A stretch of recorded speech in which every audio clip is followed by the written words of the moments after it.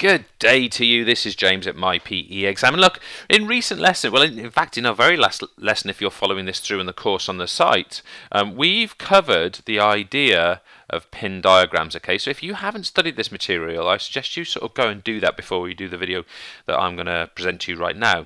But what I'm going to talk to you about now is the idea of resultant forces.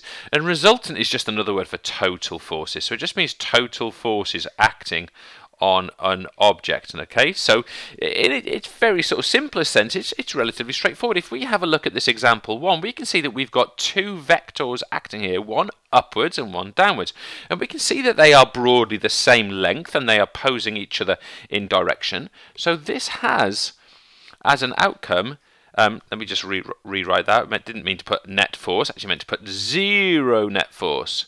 Zero net force. So we're going to get this occurring when an object is stationary or when it's moving at constant velocity. And we saw that in the examples we looked at in the last recording. Again, if you haven't studied them, go and have a look at them. Whereas with example 2 here, we can see really clearly that our upwards vector is more significant or has more magnitude than our downwards vector. So of course that has the impact of having something along the lines of that upwards vector. So we have sort of that magnitude, or however long that arrow is, of upwards force. Upwards force. So in this case, this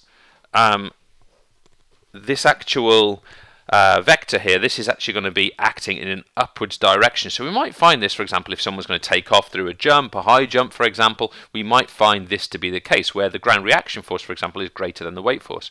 And in my third example, I've got that the upwards force is less significant than the downwards force. So we get the opposite here. So we get a net downwards force. So something's going to be accelerating downwards.